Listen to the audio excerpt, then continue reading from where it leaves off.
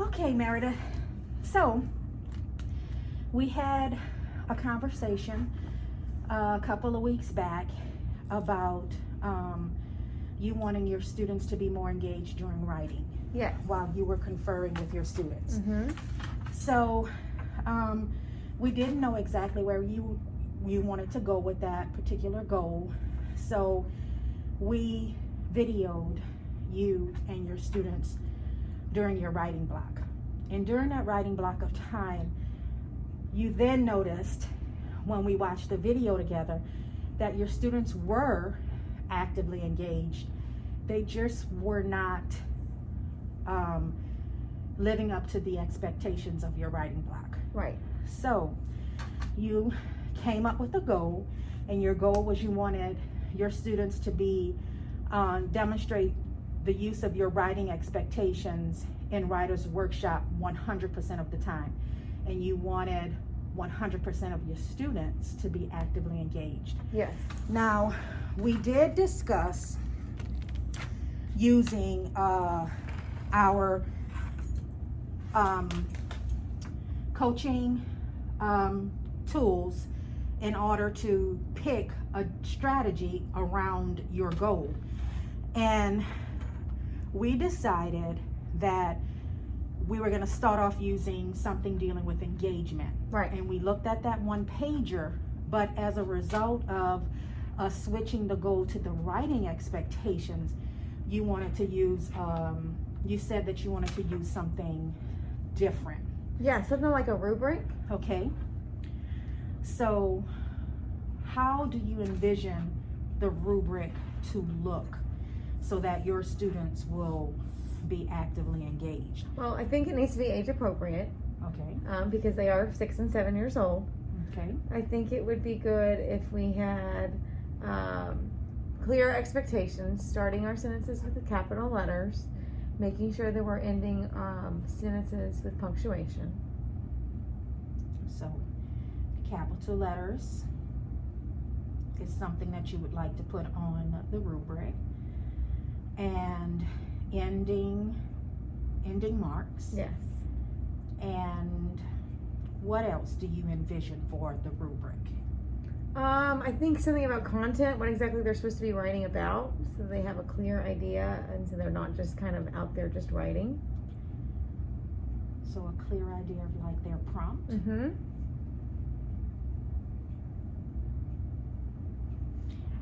Now, before we move on with the rubric, considering you said that you wanted it to be age appropriate and you wanted the expectations to be clear, how many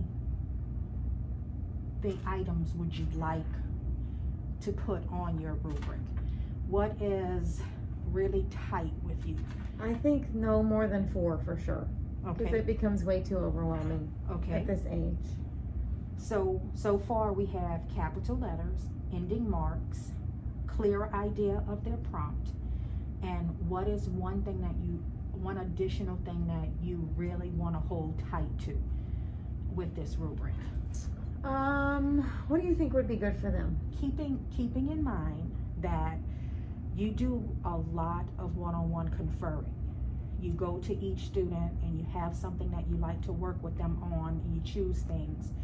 So you're also wanting them to stay seated. That was something else that we discussed. Right. And to actively write during this time. Yes. So would you want to put something about surrounding how many sentences you want them to write? Because I know at one point you did say that you have some that'll write a page. Right. You have and then some is a struggle. Yes. Yeah, I think that would be good. Maybe tell them the amount that they're supposed to write, or give them a number. Because I have some that will write one sentence and then they get up and say, I'm done. Yes. And that could be something else that we address later, their stamina. After we get these expectations going related to that goal of you want your writers writing 100% of the time, Mhm. following your expectations. Right. So your tights are clear idea of the prompt, amount of sentences, capital letters, and ending marks. Yes. So those are 4 clear expectations that you feel are age appropriate. Is this something that you think will work for your kids? I do, and I think we can add a visual to the rubric to help them so that they're not having, some of my low readers may not be able to understand. So if we put a visual on there, that will help them as well. Okay.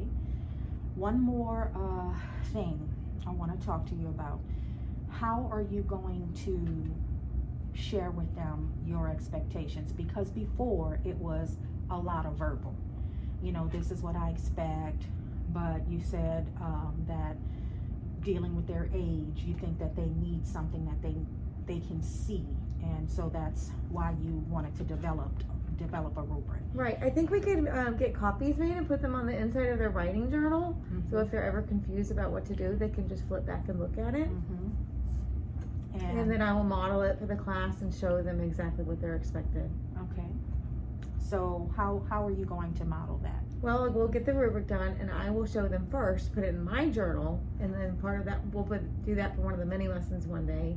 And then, so I'll show them mine, and with the clear expectations, addressing those 4 things, and then we'll have them do it as well. Okay. Would you mind if I came back and I took some data while you are conferring with your students, and I take data to see who exactly is using the rubric? No, so not at that all. we can see if you will reach your goal of 100% of them. You can come in anytime. Okay. So we have this model going for us, the rubric.